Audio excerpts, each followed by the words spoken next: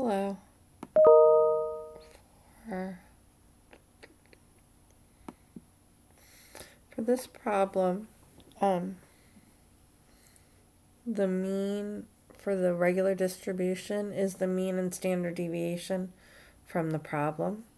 And then when you're doing a sample of it, or the mean with the line over it, the x with the line over it, the mean is still the same, but the standard deviation, you take 8 and divide by the square root of n. So if we went over here and put equals 8 divided by square root, and then our n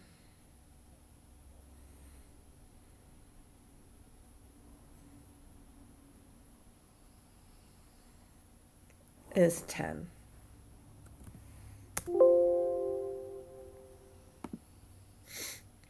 So that's how you get your 2.5. Once you have these, when you're doing, if we look at C, it says, what is the probability that one randomly selected individual? Well, since we're selecting only one, that uses the mean and standard deviation from part A. Now, it also wants to find what's the probability that the individual found the next job is more than 29 weeks. More than would be greater than. When we use the normal distribution, it's giving us less than.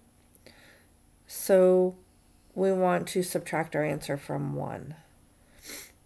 Now you could do it all at once. You could put equals 1 minus, and then the normal distribution. And our value is 29. For part C, it was one selected individual, so we used the values from part A, 30 and 8. So 30, 8, and then it wants the distribution, you just put 1, because it's 1 under the curve. It's doing that because I didn't close my parenthesis. But there's your answer. So you had to subtract it from 1. If you just found normal distribution, then you'd take 1 minus it. So like this one, if we find normal distribution first, equals norm, then we want the first one. Then we put our value.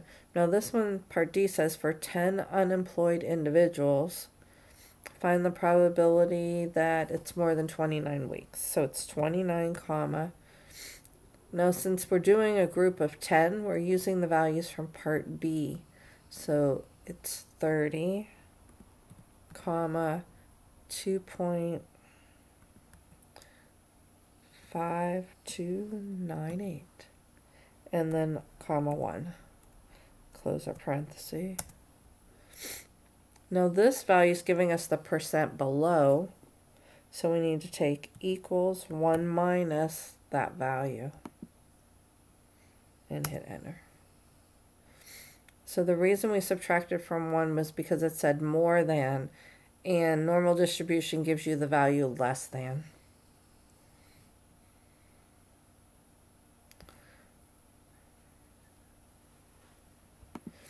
Now for part E, the assumption is necessary because sample size is small.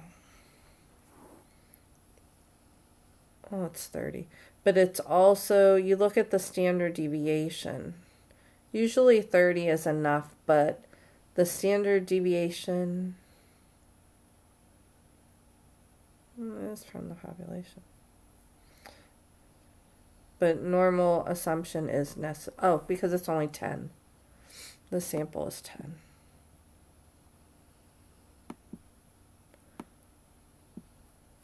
So even though we have the population standard deviation, if the sample size is small, you still need the normal assumption.